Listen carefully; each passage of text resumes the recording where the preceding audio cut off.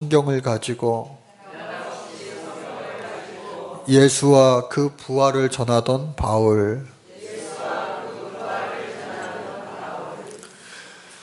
우리나라 평창 동계올림픽이 진행 중에 있습니다. 어젯밤에 보니까 금메달 3개, 동메달 2개를 따서 종합 9위에 올라가 있는 것을 보았습니다. 실수하지 않고 또 최상의 실력을 발휘해서 메달의 기쁨을, 메달의 영광을 받고 또 국민들에게 기쁨을 선사해주는 그 모습이 얼마나 아름답고 또 대견스럽고 또 감격스러운지 모릅니다. 그 순간, 그 메달이 확정되는 그 순간, 지난날의 모든 수고와 또 땀 흘림, 피 흘림, 여러분 운동선수들 강수지, 발레리나, 그리고 박지성 축구선수, 또 김연아 피겨선수, 이 발 모양을 보면요 엉망이에요. 얼마나 그 연습의 결과가 참혹한지 모릅니다. 포기하고 싶을 때 많죠. 관두고 싶을 때 많죠. 게을리하고 싶을 때 많죠. 그럴 때마다 계속해서 자신을, 마음을 다잡고 또 열심히 한 결과가 오늘 그 영광의 아름다운 열매가 된 줄로 믿습니다. 저 여러분들의 인생길 가운데서도요, 그와 같은 순간이 있다면 얼마나 기쁘고 즐겁겠어요. 하는 것마다 열심히 한 만큼 막 성적이 잘 오르고, 또 열심히 한 만큼 막 돈도 많이 벌고, 열심히 한 만큼 살도 빠지고, 열심히 한 만큼 우리의 삶이 풍요로워지고 연택해지고 좋아졌으면 좋을 텐데, 우리의 삶이 비단 열심히 한 만큼, 노력의 대가만큼 주어지지 않을 때 우리는 좌절하게 되고 또 우리의 수망도 작아지는 모습을 보게 됩니다. 그럼에도 불구하고 변함없으신 우리 주님은 끊임없이 우리를 위로해 주시고 격려해 주시고 또 산소망을 우리에게 허락해 주시는데, 오늘 본문 말씀을 통하여서도 그 주님의 사랑을 깨닫는 시간 되기를 간절히 바랍니다. 사도 바울이 사도행전 17장을 보니까요, 크게 3군데서 전도하였습니다. 전도할 때도요 마찬가지예요. 사도 바울도 그렇고 저와 여러분들도 그렇고, 전도하면 전도의 열매가 풍성하게 맺히면 얼마나 좋아요. 그리고 전도 안 할 사람이 어디 있겠어요. 그러나 우리가 전도하다 보면은 어느 때는 열매가 맺히는데 어느 때는 열매가 맺히지 않는 것 같아서 속상하고 또 좌절하고 또 해야지 하는 마음이 적어질 때도 있어요. 그리고 겁신할 때도 있습니다. 아유, 해봐서 안 되겠지 하는 이른바 패배주의에 빠질 때도 있어요.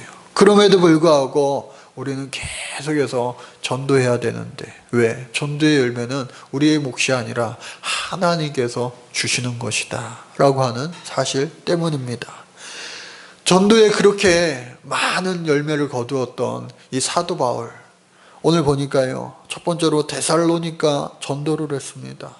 그는요 다니면서 항상 먼저 회당으로 가서 전도를 했습니다. 90년도 얌야회의가 이루어지기까지 이 기독교와 유대교는요 회당에서 같이 예배를 드렸어요. 그리고 소위 예수 믿는 사람들을 나사렛파라고 불리면서 유대인들과는 다른 그 하나의 종파로 여겼습니다. 즉 유대교 안에 포함되어 있지만 사뭇 다른 하나의 종파로만 여김을 받았어요. 그리고 때로는 배척당하기도 하고요, 때로는 고소당하기도 하고, 또 많은 사도들이 죽음을 당하였던 것처럼, 순교당하였던 것처럼, 또 스데반 집사의 그 첫 순교처럼 죽기까지도 하였습니다. 위험을 무릅쓰고 기독교인들은 이 회당에서 말씀을 전했어요.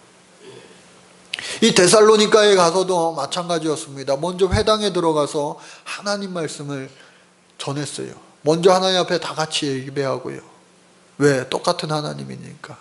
그리고 같이 말씀을 나눌 때에 말씀을 쭉 구약 성경을 풀어서, 그리고 마지막에 누구요? 예수님을 전했어요. 그리고 부활하신 예수님을 전했어요. 그리고 부활하신 예수님을 만난 것을 간증했습니다. 그의 사람들이 많이 어떻게 해요? 예수님을 영접했어요. 오늘 이 데살로니가 전도도요, 큰 무리가 적지 않은 귀부인들도 권함을 받고 예수님을 믿었다 라고 되어 있습니다. 그러나 그 예수 믿는 사람들이 많으면 많아질수록 회당장을 비롯해서 이 지도자들, 회당의 지도자들은 바울을 싫어하는 거예요. 왜? 질투가 나죠. 그리고 못마땅하죠. 그러기에 그를 고소하기에 이르릅니다. 데살로니가에서도 먼저 그곳에서 빠져나와 베레아로 갔습니다. 이 베레아에 가서 전도를 하다 보니까 어떻게 해요? 더 사람들이 신사적이에요. 우호적이에요. 그리고 말씀을 잘 받아들이는 겁니다. 또 뿐만 아니라 말씀을 받아들이고 다음날 그 말씀을 이렇게 확인해 보면서 읽으면서 막 그 말씀을 사모하는 열기가 대단해요. 그러다 보니까 자연스럽게 어떻게 해요? 예수님을 영접하는 사람들이 더 많아졌어요. 마찬가지로 거기서도 회당장과 또 유대인들이 그들을 가만 놔두지 않아요. 심지어 저기 데살로니가에서 험악한 사람들, 오늘날로 이야기하면 동원된 깡패들을 보내는 거예요. 사람을 보내서 이 사람들을 추적하기에 이르렀습니다. 또다시 그곳에서도 도망하여 간 곳이 바로 아덴입니다. 이처럼 복음의 열매는, 전도의 열매는 많을지언정 이 사도 바울은요, 계속 쫓겨다니는 인생을 살아야 했어요. 그럼에도 불구하고 하나님 앞에 기뻐하며 감사할 수 있었던 것은 그의 인생의 가치가 바로 예수님의 마음과 내 마음이 같기를 원합니다. 하나님의 눈으로 세상을 바라보고 하나님의 마음으로 이 세상을 살아갔기 때문에 세상의 가치와는 다른 천상의 가치, 하나님을 향한 그 가치를 가지고 살아갔기 때문에 그래요. 아덴이라고 하는 곳에 갔습니다. 여러분, 그리스 아테네, 오늘날에도 얼마나 유명한 곳이에요. 올림픽을 처음 시작한 곳이기도 하고요. 또 민주정치가 처음 발원한 곳이기도 하고, 또 이 바울이 갔던 때에 보다 수백 년 전, BC 500년에 벌써 그곳에는 어떻게 해요? 정치와 경제, 문화, 건축, 예술, 철학, 이미 융성하게 꽃을 피운 그러한 도시였습니다. 그리고 그 당시에도 알렉산드리아와 그리고 로마와 더불어 세계의 3대 도시에 속하는 아주 유명한, 아주 부강한 그러한 도시였어요. 그곳에 가서 이제 예수님을 전해야 됩니다. 마찬가지로 회당을 찾았습니다. 다행히 그곳에 회당이 있었어요. 하나님을 같이 예배하고 또 그곳에 온 경건한 사람들과 함께 예수님의 말씀을 전합니다. 근데 사도 바울이요, 그 대단한 도시 아덴, 아테네에 갔을 때 마음이 불편했어요. 대단한 도시라고 알고 갔는데 곳곳마다 많은 우상이 있었던 거예요. 그 우상에는요, 그리스 신화, 요즘에도 유명하죠. 그 그리스 신화에 나오는 수많은 신들이 다 있는 거예요. 심지어 성경에 보니까 이름 모를 신을 위하여 하면서 이름 붙여지지 않는 신마저도 우상으로 섬기고 있는 거예요. 그리고 그곳에는 우리가 잘 아는 소크라테스, 플라톤, 아리스토텔레스, 이처럼 유명한 훌륭한 그러한 철학자들의 후예들이 계속해서 많은 그 철학을 발전시켰습니다. 오늘 본문 말씀에 나오는 에비구레오 학파는요, 에피쿠로스 학파, 그리고 스토이고 학파는요, 스토아 학파입니다. 각각 오늘날까지도 이 철학사에 많은 영향을 끼치기도 하죠. 그곳에 가서 이 바울이요, 복음을 전해야만 되는 거예요. 그러나 오늘 말씀 본문의 제목처럼 변함없이 성경을 가지고 예수와 그 부활을 바울은 전했습니다. 그리고 그곳에 가서 먼저 그들에게 말합니다. 당신들 보아하니까 종교성이 참 많다. 이름 모를 신도 있는데 그 이름 모를 신이 아니라 내가 아는 신이 있는데 그분은 하나님이시고 그 하나님은 그냥 너희들 신처럼 어떤 신은 술주정뱅이 신, 어떤 신은 싸움의 신, 어떤 신은 그냥 말 잘하는 신, 그러한 각각의 신이 아니라 전지전능하신 신, 그리고 온 우주 만물을 지으신 하나님 창조주시다 하면서 하나님을 전하는 거예요. 그리고 너희들이 만드는 그 금단지, 우상단지, 은으로 만든 거, 그곳에 하나님이 갇히시는 분이 아니야. 다윗이 평생을 준비하고 또 솔로몬이 무려 7년 8개월을 거쳐서 지은 이른바 솔로몬 성전을 다 짓고 나서도 솔로몬은 고백했습니다. 뭐라고 고백했느냐? 하나님이 참으로 땅에 거하시리이까 하늘과 하늘들의 하늘이라도 주를 용납하지 못하겠거든 하물며 내가 건축한 이 전일이니까. 하나님은요, 온 우주 만물 위에 계신 창조주 하나님이세요. 그 하나님을 작은 사람이 만든 그 무엇에 가두려 하는 거, 이거 사람들의 오만이죠. 그래서 그 놀라우신 하나님을 먼저 전하였습니다. 그리고 그 하나님이 우리를 어떻게 얼만큼 사랑하시는가에 대해서 또 전하는 거예요. 그 놀라우신 하나님이 보잘것없는 우리 인간을 사랑하여 주셔서 하나님의 형상대로 우리를 지으시고 죽어서 티끌처럼 사라지는 우리의 인생이 아니라 예수님처럼 우리도 예수님을 믿으면 부활하게 되고 우리를 그토록 사랑하셔서 우리와 늘 함께 하시는 분이십니다. 여러분, 바닷가 모래사장의 발자국이라고 하는 이야기 들어보셨을 거예요. 어떤 사람이요, 자기 살아온 인생을 한번 이렇게 되짚어 보는 거예요. 여기 인생의 많은 부분을 살아오신 분도 있고요, 한 절반 정도 이제 살아가시는 분도 있고요, 또 인생의 초반을 살아가는 그런 학생들도 있습니다. 어떤 사람이 내가 걸어온 인생이 어떠했는가 딱 보니까 그 바닷가 모래사장에 두 사람의 발자국이 있는 거예요. 아, 하나님이 계속 나와 함께 해주셨구나. 하나는 나의 발자국이고 하나는 나의 하나님의 발자국이구나. 그 발자국을 따라서 가만 보니까 어느 순간에 발자국이 하나로 줄어든 거예요. 가만 보니까 내 인생의 가장 어려웠던 시절, 그 시절의 발자국이 두 개가 아니라 하나밖에 없는 거예요. 저 때가 제 인생에 있어서 가장 어려웠던 데인데 하나님 그때는 나를 외면하시고 계셨군요.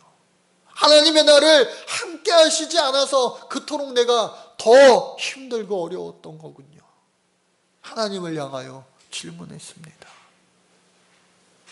그 하나님께서 대답하시기를, 그래, 그 발자국, 그 순간 발자국이 하나밖에 없었지. 그런데 자세히 보렴 그 발자국은 너의 발자국이 아니라 바로 나의 발자국이란다. 가만 보니까요, 나의 발자국이 아니에요. 그때 너가 너무 힘들어하여서 나는 너를 안고 갔기에 너의 발자국은 그동안 새겨지지 않고 나의 발자국만 새겨졌던 거야. 우리가 힘들고 어려울 때에도 함께 하시는, 우리를 안아주시는 그 하나님을 사도 바울은 이 아테네 사람들에게 전하는 거예요. 이 아테네 사람들은요, 당시에 새로운 것을 좋아하는 거예요. 처음 듣는 이야기들을 호기심을 갖고 즐겨 듣는 거예요. 그러기에 이 바울이 전하는 새로운 이야기를 아레오바고 당시의 관원, 재판장이라고 할 수 있는 그곳에 가서 같이 이 말씀을 듣고 있는 겁니다. 마지막으로 이 사도 바울이요, 예수님을 전하는 겁니다. 그런데요, 너무나도 우리를 사랑하시는 그 하나님께서 우리의 죄를 대신 사하여 주기 위하여 아들, 하나밖에 없는 아들 독생자 예수 그리스도를 이 땅에 보내시고, 그 예수가 이 땅에 와서 우리의 모든 죄를 십자가에서 대신 짊어지시고 죽으셨기 때문에 우리의 죄는 사하여 졌어요. 그리고 3일 만에 부활하셨기 때문에 부활의 산소망이 있고, 그 부활하신 주님이 나를 만나 주셨어요. 나는 그때 예수님을 믿지 못하고 예수님을 만나보지 못했기에 예수 믿는 사람들을 붙잡아다가 핍박하는 사람이었는데, 그런 나를 만나 주셨어요. 우리도, 당신들도 회개하면 천국에 들어갈 수 있습니다. 천국 백성이 될 수 있어요. 구원의 주인공이 될 수가 있어요.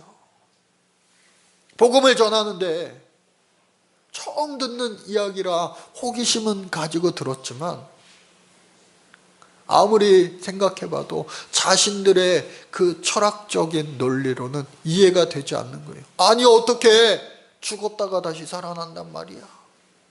그 복음의 말씀을 받아들이지 못했어요. 그러나 하나님께서는요, 역사하십니다.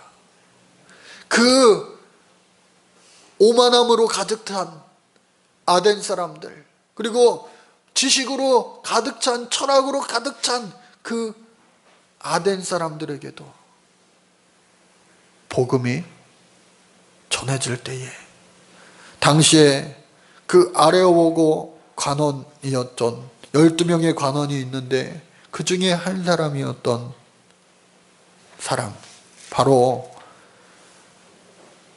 디오누시오를 비롯하여 다말이라 하는 여자와 또 다른 사람들이 예수님을 영접하게 된 거예요. 즉 데살로니가와 베레아에서는 많은 무리들이 예수님을 영접하였지만, 이 아덴에서는요, 소수의 사람만 예수님을 영접한 거예요. 사람의 눈으로 볼 땐 데살로니가, 베레아 전도는 성공적이고 아테네의 이 아덴의 전도는 그게 성공적이지 못했어, 실패에 가까워. 아니에요. 하나님께서는 분명히 말씀하셨습니다. 한 천하의, 한 사람의 생명이 천하보다 귀하다 말씀하셨어요. 오늘 우리가 살아가는 이 세상은요, 어쩌면 아덴과 같은 세상일 거예요. 오늘 대한민국, 우리 수도 서울도요, 엄청난 국제적인 대도시입니다. 그리고 유명한 도시예요. 지식과 그리고 정보의 홍수가 넘쳐나는 그러한 곳입니다. 이곳에서 우리는 살아가고 있어요. 얼리 어댑터라고 해서요, 새로운 거 좋아하는 사람들이 얼마나 많이 있습니까? 그리고 새로운 거 쓰다가 또 더 새로운 것이 나오면 그냥 어느 순간 뒤로 물러가요. 우리 휴대폰 변천사를 여러분들 아시잖아요. 그와 같이 오늘 이 시대에는요, 어쩌면 데살로니가와 베레와 같이 복음을 잘 받아들이는 그러한 시대가 아니고 아덴의 시대를 우리는 살아가고 있는지도 모르겠어요. 그러나 사도 바울처럼 끊임없이 변함없이 성경을 가지고 하나님 말씀을 전하며 그 예수의 부활을 전할 때에, 또 내가 만난 예수님을, 내가 체험한 그 예수님을 간증할 때에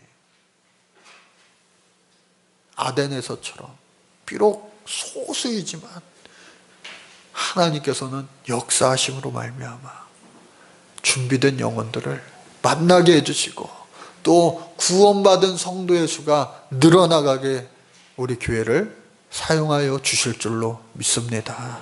이제 3월 달부터 우리가 더욱 열심히 전도할 겁니다.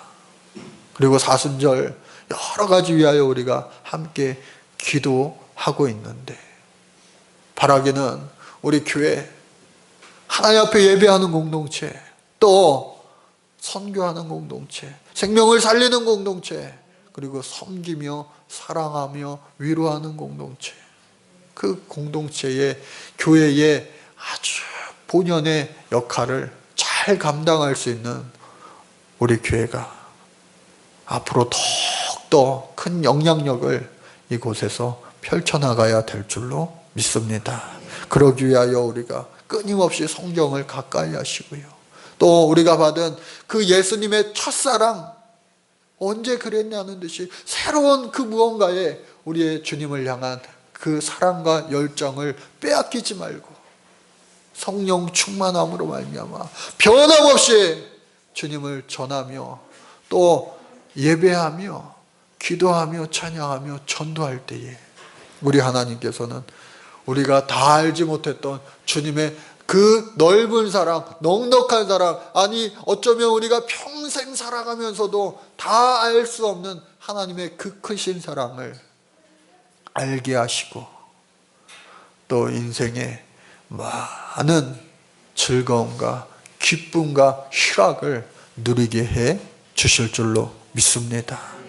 저 여러분들, 우리 교회가, 여러분들의 가정이 그와 같은 하나님 앞에 놀랍게 쓰임받을 수 있는 주인공 되시기를 간절히 주의 이름으로 축복합니다. 하나님 감사합니다.